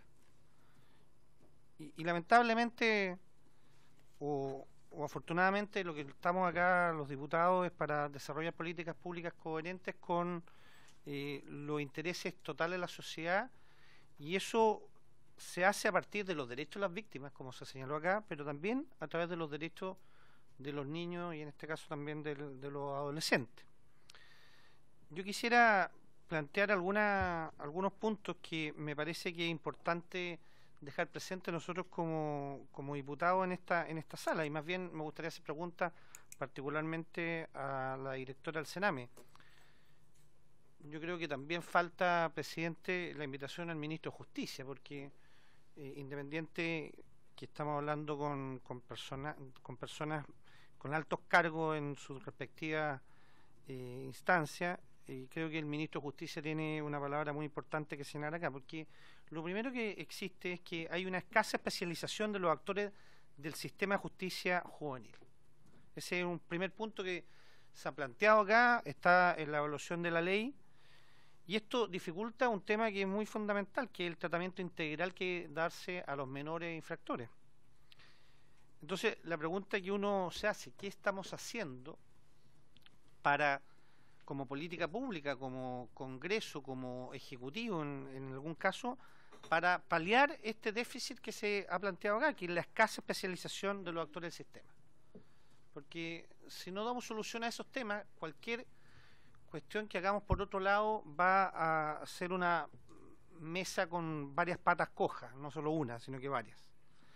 Después, otro elemento que se analiza acá es la escasez de redes y poca adherencia de los adolescentes que impiden un funcionamiento del servicio en beneficio a la comunidad, como segundo elemento. Pero quiero, para no alargarme, pasar al tercero, que yo creo que es bien interesante los datos que señaló la defensora penal. El 70% de los menores infractores, así lo entiendo yo, según los datos que usted me corrige, que pasan por el sistema penal juvenil, están vinculados a consumo o policonsumo de drogas. Entonces, la pregunta que uno se hace de inmediato es, y aparece, si uno lee esta evaluación de la ley, es que la oferta que el Estado de Chile entrega en esta materia respecto de el consumo de droga y su rehabilitación, la verdad es que es absolutamente insuficiente respecto de la cantidad de menores involucrados. Entonces, la pregunta que uno se hace de inmediato es, lo más fácil como nosotros como legisladores modificar la ley, pero la pregunta es si es la mejor solución, porque más bien lo que tiendo a pensar yo acá es como en las leyes de presupuesto, que son la expresión financiera de las políticas públicas, nosotros incorporamos más recursos para dar solución a un tema que estamos absolutamente contestes que es necesario visualizar. Cómo rehabilitamos a los consumidores de drogas que finalmente pasan a este sistema penal juvenil. Después, otros temas que tienen que responder más bien, y hago la pregunta directa a la directora del Sename. Aquí se ha planteado la escasa coordinación entre el Sename, el Ministerio de Salud, Educación y la capacitación. Porque entiendo de lo que ha señalado el abogado que expuso al final, experto en criminalística, es que lo que pretende la Ley de Responsabilidad Penal Adolescente es la rehabilitación, la reinserción, y para eso temas como salud, como capacitación y educación son fundamentales. Entonces, pregunta ahí para la directora, por su intermedio, presidente, ¿qué estamos haciendo en este tema de coordinación? Vimos la semana pasada el tema de la multiplicidad de las sanciones. Y termino con un resumen, presidente. Yo creo que aquí hay problemas estructurales que se han visualizado en distintas comisiones investigadoras. Hay problemas estructurales que se visualizan en este documento de la evaluación de la ley 20.084. Y creo que haríamos muy mal trabajo si solo pensáramos que la solución a este tema va en este proyecto de ley. Yo lo que trataría de hacer, yo entiendo al diputado autor de este proyecto y comparto la necesidad de dar solución a este tema, pero creo que lo que tenemos que hacer aquí, presidente, es, por eso cuando usted le hace la pregunta a la biblioteca es, ¿hacemos indicaciones a este proyecto o más bien le pedimos al Ejecutivo que hagamos un proyecto integral, un poquito más desarrollado y no solamente una modificación particular que, como hemos visto acá, puede, más que ser una solución a un caso particular, puede ser una muy mala política pública expresada en un proyecto de ley? Segunda, y con esto termino, segunda pregunta, ¿qué hacemos con el tema de la libertad asistida? Porque uno lo que debiera pasar es que debiéramos tener más menores, de acuerdo a los datos que ustedes aquí han planteado, más menores en un sistema de libertad asistida especial, porque tiene mayor posibilidades de reinsertarse. Aquí habla de un 31% versus el resto que está todo sobre 41%, están bastante cercanos, así que yo no haría mayores distinciones. En el resto de la libertad asistida, beneficio de la comunidad, régimen cerrado, están bastante cercanos, pero claramente libertad asistida especial es un régimen que da mayores posibilidades de reinserción. Y siempre hemos dicho que la seguridad ciudadana es, por un lado, prevención, por otro lado, control, sanciones, pero la cuarta pata de la mesa es la rehabilitación. Y si no somos capaces de tener esta mirada integral,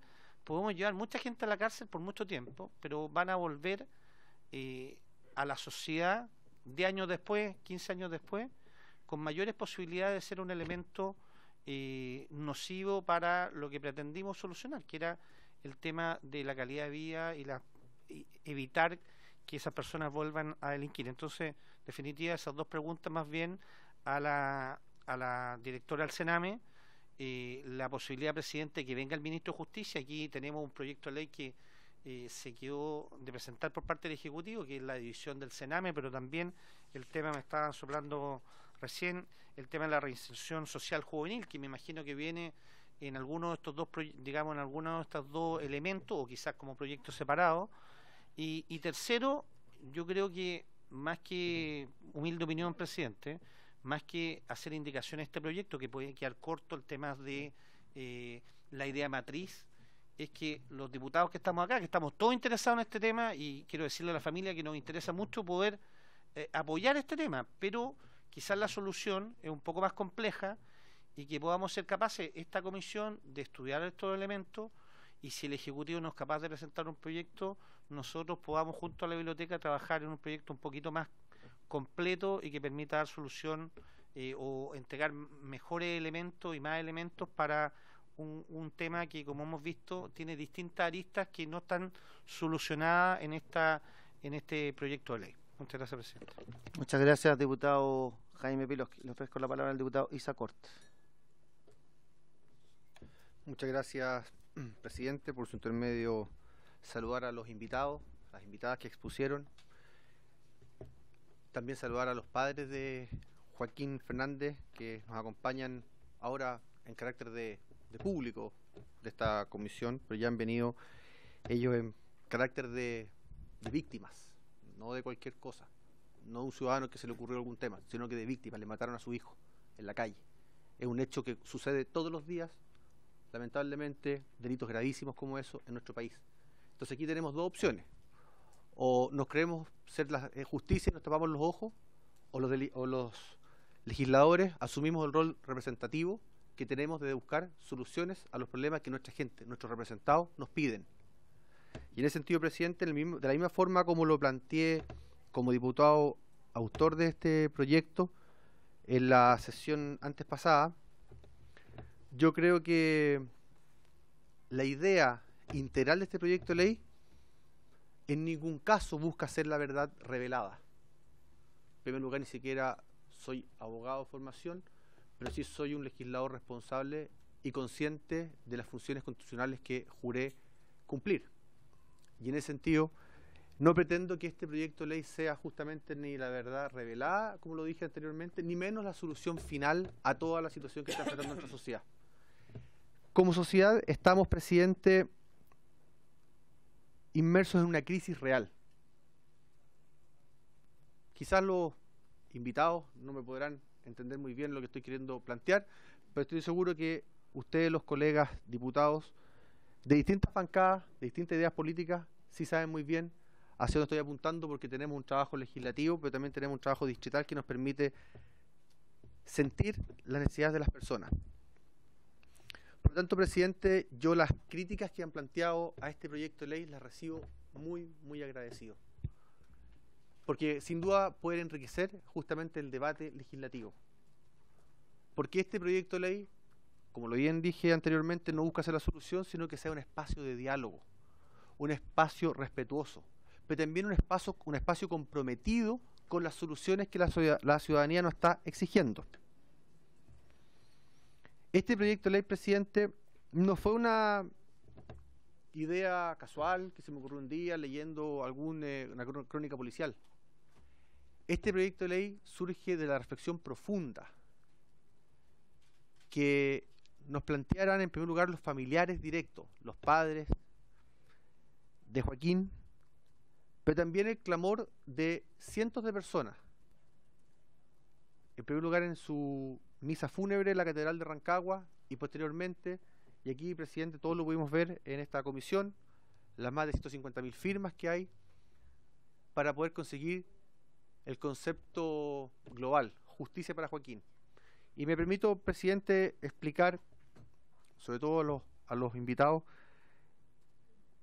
¿qué entienden estas personas que firman? ¿Qué entienden los familiares? ¿Qué entienden los voluntarios de que es justicia para Joaquín? No es solamente un resultado judicial, es un espacio y un momento de reflexión como sociedad. Y agradezco, presidente, que tanto don Gabriel como la señora Leticia, que están acá presentes, estén dispuestos a entregar el dolor que significa el haber perdido un hijo para que la sociedad chilena pueda y tenga la obligación de reflexionar al respecto.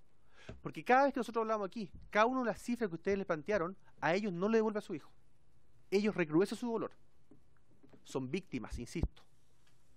Y también, presidente, siento que son víctimas los jóvenes que cometen estos delitos. Porque como sociedad hemos actuado mal. Por su intermedio, presidente, la directora del Sename. Directora, el Sename está en crisis. Está en crisis. ¿Sabe? Usted y la defensora nos plantearon posibles alcances negativos que podría tener este proyecto de ley. Yo creo que no se van a poder comparar con ya las terribles situaciones que ha enfrentado el Sename en su historia. O sea, los niños muertos en el Sename, los niños violados dentro del Sename, los niños drogados dentro del Sename. Cuando esa es la solución, entre comillas, que el Estado de Chile confía para sus jóvenes. Yo la verdad las cosas, presidente, y aquí hablo del punto de vista político y no estoy acusando en ningún caso a usted, directora, pero lamentablemente a usted le toca oír y enfrentar la situación que tiene el Sename. Y la gente, presidente, busca justamente generar este espacio de reflexión para que nosotros podamos también buscar una solución integral. Y también, claro, este proyecto de ley no puede abarcar todas las soluciones. Me encantaría, directora, poder presentar un proyecto de ley que, a partir de mi punto de vista, resolviera el tema del Sename, pero usted lo sabe muy bien, es iniciativa exclusiva del Poder Ejecutivo. Este tema yo fui a golpear las puertas del Ejecutivo. Me plantearon algo parecido a lo que dice usted. Pensamos presentar una reforma, pero no sabemos ni cuándo, ni cómo, ni qué. Entonces, ante esta situación, y se lo digo muy respetuosamente, yo no puedo decirle a la gente que le voy a dar este mejoral. Señora, tómese un mejoral porque se le va a pasar. No se le va a pasar.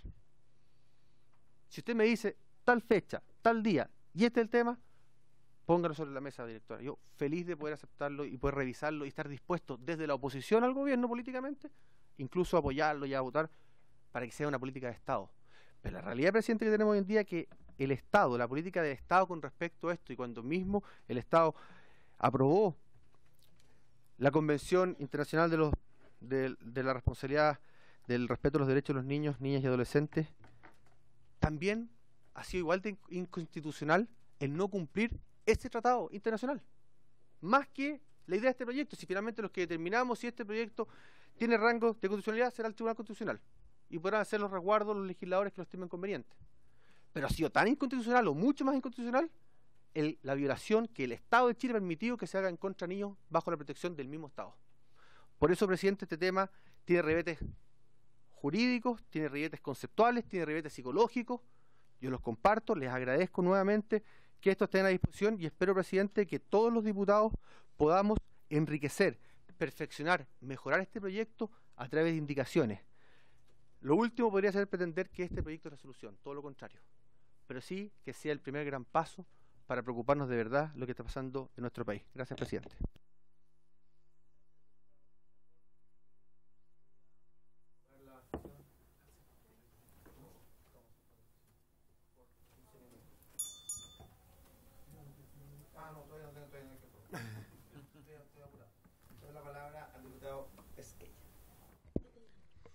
Gracias, presidente. Agradecer todas las exposiciones. Lo mío es bien específico y concreto. Yo quería pedirle a la defensora si es que podríamos desagregar o profundizar un poco más en la lámina que tiene que ver con la reincidencia.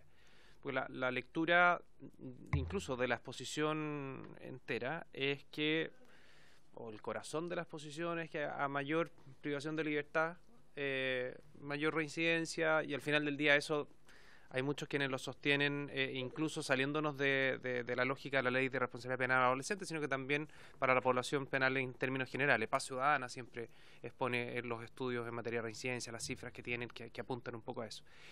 La lectura simple que uno hace, y por eso se lo planteo para que usted la pueda profundizar un poco más, es que, claro, cuando uno ve libertad asistida especial versus régimen cerrado, semicerrado, hay que ver cuáles son los delitos que hay detrás y hay que ver en el fondo cuál es la predisposición de una persona que comete un delito de mayor entidad a reincidir versus alguien que comete los delitos de menor entidad a reincidir. Y por eso quizás está la distinción en la tasa de reincidencia. Lo mismo en los estudios que les mencionaba sobre Paz Ciudadana. Yo siento que tienen una suerte de trampa, porque cuando se habla de quienes están dentro de la ley 18.216, estamos hablando primerizo. Entonces, comparar con personas que no son primerizas, la predisposición a reincidir de alguien que es condenado por primera vez versus alguien que ya ha sido condenado más de una oportunidad, me da la sensación de que es distinta. Es decir, alguien que ya lleva 2 o 3 condenas, claro, o sea, es evidente que es menos probable que haya un efecto que lo reinserte en la sociedad después de cumplir, digamos, una condena. Es evidente que la predisposición a reincidir es mayor. Lo planteo muy en términos generales, pero solo para conocer un poco más de qué es lo que hay detrás de esta lámina. Y lo otro, solo un comentario, que se decía recién que el rol de la pena, particularmente en materia de adolescentes, es la reinserción, en definitiva. Yo estoy de acuerdo, o sea, y todos queremos eso, y no solo aplicado a los adolescentes, sino que a la población penal en términos generales. pero yo no veo por dónde puede ser excluyente de otros roles que doctrinariamente puede tener la pena en términos generales. O sea, hay quienes le asignan algún grado especial a la pena en materia del rol preventivo. Y no veo por qué acá tendríamos que inhibirnos de considerar de que una sanción más dura podría inhibir de la comisión de un determinado delito también en personas adolescentes. Lo planteo nomás porque me imagino que estamos más o menos en la misma línea, pero sonó como que era muy excluyente, como que el rol de la pena era exclusivamente dirigido hacia la reinserción y los otros en el fondo no tenían participación alguna en los otros tipos de roles.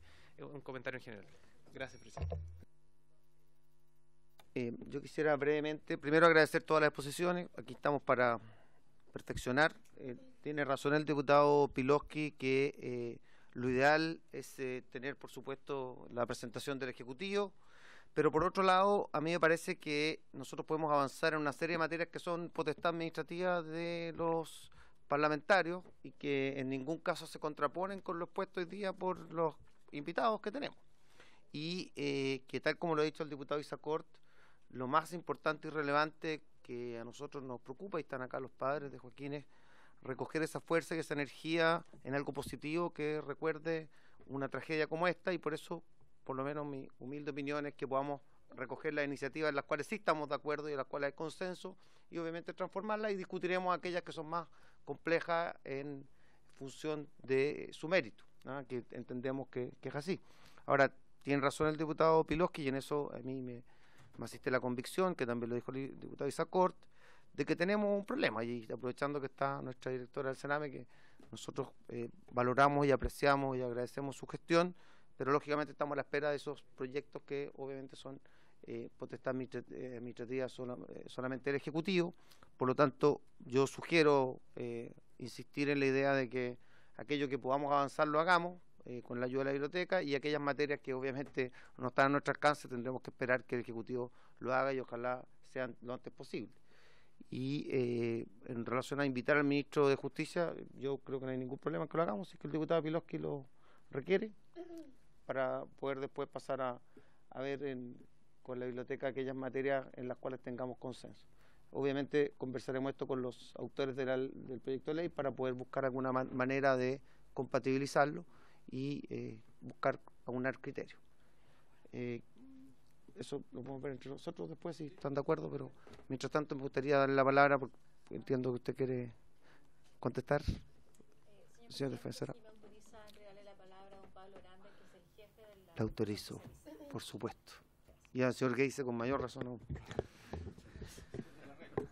¿Ah? A pesar de eso. Muchas gracias, señor presidente y honorables miembros de la comisión. Solamente, y bastante breve, me gustaría responder algunas de las inquietudes que han ido surgiendo durante el debate que se ha dado en la comisión. Primero, efectivamente, y de acuerdo con lo que señaló el diputado Isacort, efectivamente hay un problema y se debe mejorar de alguna manera. Pero no me cabe duda que esta moción, tal como está, y lo digo abiertamente, soy una persona que se ha dedicado a la defensa penal juvenil toda su vida, bastante años, fui el defensor que tomó la primera causa de este sistema, por lo tanto conozco el sistema muy bien. El sistema así como está, ¿cuál es el principal problema? El problema es que arrastra muchos casos que no son graves como un homicidio. Estamos hablando incluso estoy hablando de abigeato, de un robo de animal, de robo de un lugar habitado destinado a la habitación, a penas privativas de libertad, con la consecuente explosión de la internación provisoria, lo que estamos hablando de dejar más jóvenes privados de libertad mientras se sustancia la causa, y más jóvenes que indefectiblemente van a terminar condenados a una condena de régimen cerrado. Respondiendo al señor diputado Esquella, efectivamente, si usted se fija, la libertad asistida especial, que si bien es la que tiene menos índices de reincidencia, es la sanción más gravosa que se puede dar en el medio libre. Está la amonestación, la multa, prestación de servicio en beneficio de la comunidad, la reparación del daño de la libertad asistida simple. De hecho, la libertad asistida especial en el tramo del artículo 23, número 2, para delitos que van desde 3 años y un día a 5 años, tiene la misma posibilidad de ser aplicado un régimen cerrado, un semicerrado o esta libertad. Por lo tanto, al mirar solo los indicadores de reincidencia, la libertad asistida especial tiene menos reincidencia que penas que están en tramos inferiores, como la libertad asistida simple o como la prestación de servicios en beneficio de la comunidad. Estamos hablando que no son delitos tan graves y que tienen una tasa de reincidencia más alta de la que tiene la libertad asistida especial. De ahí lo importante que sería fortalecer este tipo de medidas. Y por último, solo señalar que efectivamente la ley y en la actualidad como está el sistema, sí hay diferencia entre los grupos de 14 y 15 y los 16 y 17. No solo para efectos de faltas, no solo para efectos de determinar los topes de las sanciones. Tal como se manifestó en la presentación que hizo no recuerdo el nombre de la niña de Camila respecto a la evaluación de la ley 20.084, el sistema está lleno, y digo lleno, de gente que es mayor de edad. Y esa gente que es mayor de edad es gente que ha sido condenada claramente en el tramo 16-17 años. No son 8 años. En junio de este año se cumplen 10 años de la ley. Y de esos 10 años tenemos penas, eventualmente, si que un joven hubiese sido condenado el primer día a la ley, a los 10 años todavía no estaría saliendo. Y es tan así el drama de estos jóvenes que entre 16 y 17 quedan sobre el rango de los 5 años y un día de pena, donde indefectiblemente van a cumplir un régimen cerrado, que el sistema está lleno de adultos más que adolescentes.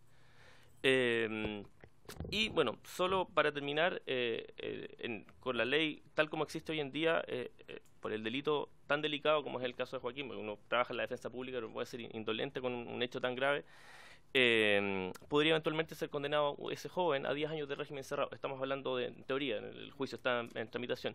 Pero con esta modificación legal, el evento eventualmente podría llegar a ser condenado a 10 años y un día. Ese es el tramo. Pero, y volviendo atrás, con esta modificación, que en el delito de homicidio, que estamos hablando del 0,6% de los delitos que tiene el sistema, arrastraría indefectiblemente a régimen privativo de libertad otro tipo de delitos. Y eso es, con las estadísticas que no son de la Defensoría, sino que son de los demás intervinientes, tanto el Ministerio Público, de Sename, el régimen cerrado es precisamente la pena que presenta mayor reincidencia, que es lo que me imagino se pretende evitar a toda costa. Eso, muchas gracias. Muchas gracias. ¿Lo que dicen? Sí, pero muy breve, señor presidente, con su autorización. Por supuesto. En el fondo, lo ha dicho muy bien el jefe del área especializada penal juvenil. Aquí lo que estamos hablando, y el problema que usted plantea, diputado Esquella, es claro, por esto es suyo, señor presidente. Evidentemente, no es lo mismo el grupo de personas a los cuales se le aplica la libertad asistida especial que aquellos que están en régimen cerrado desde el punto de vista de las posibilidades de reincidencia, de la gravedad de los delitos que están involucrados, etcétera. El problema es que vamos a llevar a un conjunto de población a la cual se le está aplicando un sistema de cumplimiento que tiene menor reincidencia a un sistema de cumplimiento de mayor reincidencia. Ese es el tema central. No es tanto esta diferencia entre los dos sistemas. Lo segundo es que se ha hablado del sistema anterior y se ha señalado de que se aplicaba el tema del discernimiento y que por lo tanto se aplicaba un sistema penal a personas que respecto a las cuales se comprobaba que tenían la capacidad suficiente de razonamiento, etcétera, para actuar como adultos. ¿Qué ocurre? Nunca, ni siquiera el sistema anterior plantea realmente una solución como la que se señala en esta moción. ¿Por qué? Porque el sistema anterior, ¿qué es lo que hizo? En primer lugar, dio responsabilidad penal a un grupo que no tenía responsabilidad penal. Perdón, el sistema actual dio responsabilidad a un grupo que no tenía, 14 y 15 años. En segundo lugar, lo que hace es mantener una situación que estaba contemplada en la legislación anterior. Porque ¿qué decía la legislación anterior? Al menor de 18 años y menor de 16 que no esté exento de responsabilidad por haber declarado al tribunal respectivo que obró con discernimiento, se le impondrá la pena inferior en grado al mínimo de los señalados por la ley para el delito que sea responsable. Es decir, entre 16 y 17 años teníamos un grupo que era declarado inimputable porque no tenía discernimiento, que llegaba al 75% esta declaración, y un segundo grupo al que se le declaraba que sí tenía discernimiento, pero que igualmente se le aplicaba esta rebaja en un grado. Esa era la situación anterior. Entonces, siempre se ha distinguido y siempre se ha comprendido que existen adolescentes de 16 y 17 años que tienen una situación distinta a los adultos. Muchas gracias, estimado señor Geis. Le ofrezco la palabra a Solange Huerta, directora del Sename. Muchas gracias, señor. No, es que sí. Ahí sí, ya. Muchas gracias, señor presidente. Agradezco las consultas realizadas por el señor diputado, honorable diputado señor Pilowski, y también por el honorable diputado señor Isacort, que entiendo que son a las que me tengo que hacer referencia, las que tengo que hacerme cargo. Primero, también parto de lo que usted también señalaba, honorable diputado, a través suyo, señor presidente, que cuando uno mira el tema de la infancia en general, efectivamente se agradece que se mire desde la mirada de política de Estado, ¿cierto? Como la necesidad de mirarlo como una política pública que trasciende a cualquier color o partido político. Esa es la mirada que nos permite crecer como sociedad en un tema tan serio como el que nos convoca. Parto de esa base y tomo sus palabras, además, en un espacio de respeto, donde efectivamente lo que a uno le compete como ejecutivo, en este caso como directora del Sename, ¿cierto?, es asumir aquellas cuestiones que ya hemos indicado. Tal vez, y también porque a mí me ha correspondido participar más bien en otro tipo de comisiones hasta ahora, comisión de familia, comisión investigadora del Sename, hay una serie de cuestiones como servicio ya hemos indicado, hemos reconocido, hemos dicho, y también hemos hecho mención a cómo es necesario abordarlo desde esta mirada de política de Estado, política pública que trascienda, porque a todos nos interesa que nuestra infancia general, no estamos hablando solamente de los adolescentes imputados por ley, porque ahí ya llegamos tarde, sino que antes, nuestra infancia en general, que ha sido vulnerada, porque no ha tenido la oportunidad de tener padres como Joaquín, o padres como los que eventualmente somos nosotros, padres protectores respecto a nuestros hijos, entonces el Estado tiene que asumir ese rol.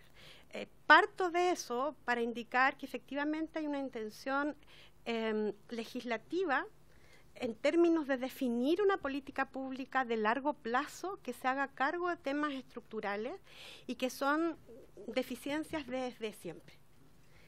Creo que es necesario indicar, y solamente muy resumidamente, que el sistema de protección se basaba y partió como sistema de caridad pública, donde el Estado no tenía participación. Paulatinamente el Estado se fue haciendo cargo, pero hasta el día de hoy efectivamente hay carencias que se han develado y que se han develado de manera muy, muy brutal durante el año recién pasado y lo que va este año. También hemos indicado como servicio, en este caso como directora del Sename, que aparece tremendamente injusto que como sociedad miremos, ¿cierto?, a un único servicio, como si un único servicio, que además tiene funciones tan distintas y complejas, como también se ha indicado, como la reinserción social y la protección de los niños que han sido vulnerados en sus derechos, pueda resolver estos problemas sociales a la base y que se han incrementado en el último tiempo a propósito también de lo que decía la evolución de nuestra sociedad. Eso no es posible. Eso no es posible. Esto tiene que ver con un tema de verdad de cambios estructurales en diversos ámbitos. Y ahí aprovecho de hacerme cargo de la pregunta que se indicaba. Efectivamente hemos estado trabajando en temas de coordinación intersectorial, porque nosotros lo hemos declarado, nosotros como Servicio Nacional de Menores, efectivamente tenemos un rol, no solamente en materia de responsabilidad penal adolescente, sino que también en materia de niños que han sido vulnerados en sus derechos, pero por cierto hay otras instituciones públicas que también tienen roles conforme a sus propias funciones. Y por lo tanto es la coordinación lo que puede marcar en esta etapa de transición, nosotros la hemos llamado así hasta que tengamos una nueva institucionalidad completa, la diferencia. Salud, Ministerio de Salud tiene un rol, el Ministerio de Educación tiene un rol, Senda tiene un rol tremendamente importante a propósito de lo que usted indicaba y cómo efectivamente los dispositivos de Senda poco a poco han sido incorporados en el sistema de justicia juvenil y lo que le estamos requiriendo hoy día que también esos dispositivos estén en los centros de protección, porque también tenemos serios temas de niños que se encuentran con problemas serios de drogadicción y que no han cometido delitos, pero que sí como medida de protección del Estado a través de un tribunal los ingresa al sistema de protección porque están en situación de calle consumiendo drogas, por ejemplo, y por lo tanto esa necesidad no solamente para los adolescentes de justicia juvenil, sino que también para los adolescentes que se encuentran en el sistema de protección. Ahora, no basta declararlo, y yo entiendo que la pregunta va ahí, ¿qué se ha hecho hasta ahora? Efectivamente, a la aprobación de este año de la ley de presupuesto va una meta presupuestaria que es compuesta en cuanto a presupuestos para el Ministerio de Salud, con una serie de componentes para la intervención en estos ámbitos, para Sename, respecto de la necesaria coordinación con salud, respecto a lo que se va a hacer, y también esta meta está considerado senda. Lo hago presente porque esto se ha levantado en otras instancias y efectivamente el levantar una política intersectorial también requiere recursos adicionales y por lo menos en este ámbito, ya en el presupuesto del año 2007 ha sido incorporado. Y por lo tanto nosotros con salud tenemos efectivamente que generar coordinaciones, no porque nos hayan dado recursos, sino que porque es una obligación de cualquier entidad pública. La ley de base de la administración del Estado lo define así, la necesaria coordinación y eficientar los recursos públicos como obligación de cualquier funcionario público, ¿sí? Y lo que hemos indicado es lo que a nosotros nos compete como servicio, nos vamos a enfocar en esto.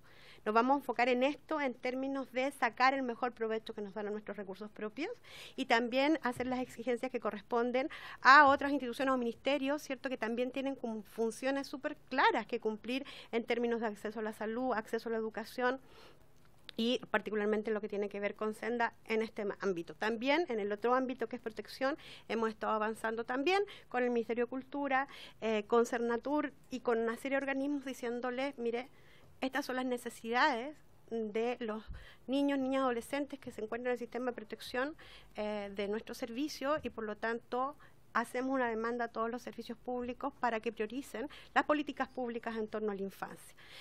No porque se nos haya ocurrido, sino que porque ese es el mandato que tenemos de nuestra presidenta. Hago alusión a esto a propósito también de lo que usted, honorable diputada, a través suyo, señor presidente, de cómo se ha avanzado en términos de que existen varios proyectos legislativos que están en actual discusión y que son el marco de todo lo que hemos estado indicando aquí. Uno es la ley de garantía y que efectivamente está en plena etapa de discusión. La segunda es la subsecretaría de la niñez, que también es a propósito del sistema el nuevo sistema o el nuevo servicio de protección especializado, ¿cierto?, donde va a estar. También la figura del defensor del niño, que también está en actual discusión, también está en actual discusión la nueva ley de adopción y que también se relaciona con un punto súper importante, que es cuando ya el niño no tiene una familia, no puede quedarse en el sistema residencial, sino que hay que asegurarle su derecho uno, digamos, que es el derecho a vivir en familia, y la adopción es una de las medidas que necesariamente tienen que ser abordadas en esto. Y en lo que respecta a la última pregunta, efectivamente lo que está pendiente es la división del Servicio Nacional de Menores, y ahí está efectivamente estos dos servicios. Por una parte, porque se divide el servicio de reinserción para adolescentes, que quedaría bajo el Ministerio de Justicia, y por otra parte el servicio de protección especializada, que quedaría a través del Ministerio de Desarrollo Social. Ya se ha indicado, el señor ministro Izaguirre estuvo esta misma semana en la comisión investigadora y también indicó lo mismo que le puedo indicar yo. O sea, hay interés de presentarlo en el menor breve plazo y entendemos que marzo es el límite de tiempo para que esto se presente. Pero sí quiero decirlo porque tal vez pudiese pensarse que no hay un real interés de presentar los proyectos. Son proyectos tremendamente complejos. Tal como se ha indicado acá, son proyectos tremendamente complejos y efectivamente se ha trabajado en un paquete de medidas legislativas a los que he hecho referencia, que también son tremendamente complejos y por lo tanto la necesidad de presentarlos es urgente, porque efectivamente es un tema donde hay un sentido de urgencia y un sentido de priorización, pero también lo que hay que indicar y declarar es que son proyectos tremendamente complejos y que por lo tanto los tiempos están asociados a eso y también a la presentación de manera previa de los otros proyectos de ley. Eso, señor presidente, muchas gracias. Muchas gracias. La directora Solange Huerta me ha pedido la palabra el señor Fernando Cáceres. No, perdón, ¿quién? Jaime Silva, sí. Perdón. Muchas gracias, señor presidente. Muy brevemente, en relación a un tema que ha esbozado mi distinguidísimo y queridísimo colega Gustavo Menares, en relación a la eventual inconstitucionalidad del proyecto de ley, creo que, y como muy bien lo dijo el diputado Cores, es un tema que eventualmente tendrá que pronunciarse el Tribunal Constitucional, pero ciertamente no hay que hablar a priori de inconstitucionalidad. El simple hecho de ir y establecer nuevas penas o establecer responsabilidades penales no implica necesariamente inconstitucionalidad. De hecho, la Convención de los Derechos del Niño está ratificada por Chile desde el año 1990 y esta ley de responsabilidad penal adolescente, que estableció un universo amplísimo de personas que antes no tenían responsabilidad penal y que ahora sí son responsables frente a la ley, es de 15 años después. Estableció ahora que todos los menores de 14 y 15 años sí son responsables frente a la ley ante un escenario distinto que era la absoluta inimputabilidad, y eso no implicó la inconstitucionalidad. Desde esa perspectiva me parece bien poco probable que un aumento de pena implique necesariamente inconstitucionalidad, pero ciertamente esa es una discusión que corresponde a otra sede, en el evento que se dé. Ahora, sí, en relación al tema de la aplicación de esta eventual modificación legal en el caso concreto del caso de Joaquín, ciertamente estamos todos absolutamente de acuerdo que resulta absolutamente inaplicable por la irretroactividad de la ley penal. Pero desde esa perspectiva y en relación al ejemplo que colocaba el distinguido colega defensor, sí va a tener una incidencia práctica importantísima en escenarios futuros. Frente a casos similares al de Joaquín, las familias que enfrenten el dolor de ser víctimas de un delito de estas características no van a pasar por la incertidumbre que está pasando hoy día la familia de Joaquín, que frente a este escenario de determinación de pena, con un infractor que tiene irreprochable conducta anterior, que eventualmente puede configurar una serie de atenuantes, hay un escenario bien probable de que una persona que cometió probablemente unos delitos más graves del catálogo de delitos quede con una sanción no privativa de libertad. Y desde esa perspectiva creo que sí hay un elemento que es no menor y que dice relación con la extensión y los alcances del proyecto de ley. Creo que, tal como lo señaló mi colega Gustavo Menares, como lo señaló el colega defensor penal adolescente, creo que efectivamente el alcance en los términos que está planteado es mucho. Creo que el espíritu, a lo menos de la familia de Joaquín, dice relación con circunscribir, con reducir el espectro de un eventual aumento de penas a aquellos quienes sí cometen delitos particularmente violentos, como los que señaló mi colega, en fin, robos calificados, homicidios. Ciertamente no es el espíritu de la familia de Joaquín, y me arrogo la función de hablar por ellos, de que aumentemos las penas a delitos que quizás no tienen incidencia en el día a día de nuestra sociedad. Eso. Muchas gracias. Bueno, acordamos entonces, señor secretario, invitar al ministro de Justicia, recibir las indicaciones para poder transformar aquellas cosas que son consensuales, avanzar en todo aquello que nos parezca razonable. Agradecerle a nuestras invitadas y a nuestros invitados. Diputado Piloski. Por supuesto. Mire, no solamente, no sé si preguntar o si nos puede mandar una minuta por su intermedio, presidente, a la Defensoría Penal respecto de este cuadro, o más bien gráfico. Salen los porcentajes. Sería interesante también saber el número de personas. Número de casos. ¿Ah? No sé si está, no, me parece que no está.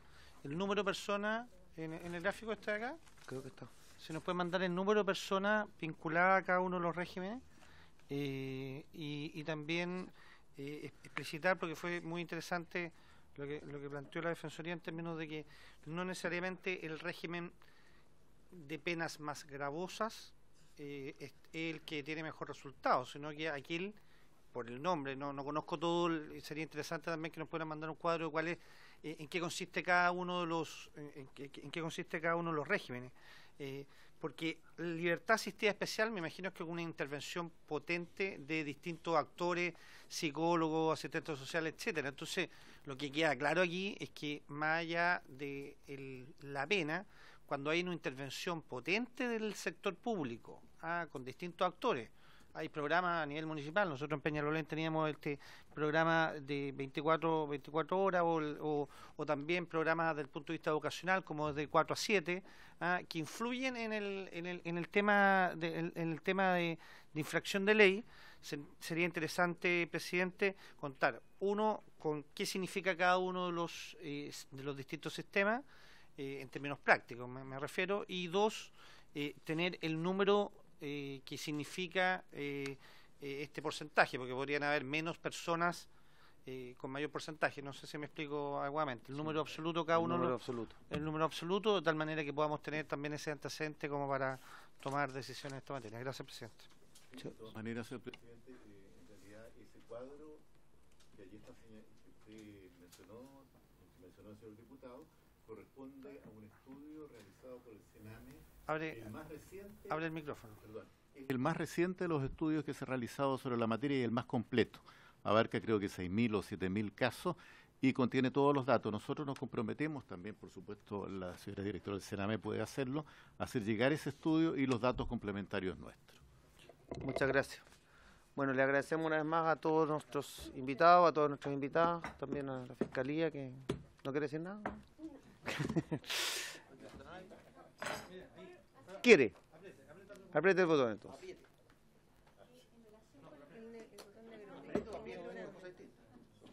¿A quién va a apretar? La Fiscalía se aprieta, puede ser un conflicto. No solo ser presente en relación a la cifra de reincidencia, que según la sanción que se ha aplicado, que me gustaría saber, y ahí me queda alguna duda, si el estudio de reincidencia Sename, el periodo que comprende es solamente los ingresos al sistema penal como RPA, como adolescente, o si también consideran el periodo del reingreso después como adulto.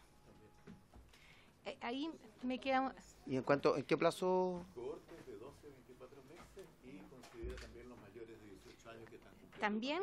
También los considera. O sea, hasta 24 meses después de la primera condena. Después de la primera condena. Y muestra los datos de los 12 meses y de los 24. Buen dato. Sí, porque me parecía como... Me llamó la atención también el tema de la reincidencia. No podíamos estar de acuerdo la Fiscalía y toda la Fiscalía, si estamos de acuerdo en todo, no podría ser. Bueno, le agradecemos a todos por su participación. Muchas gracias. Sí, por haberse cumplido con el objetivo de estación.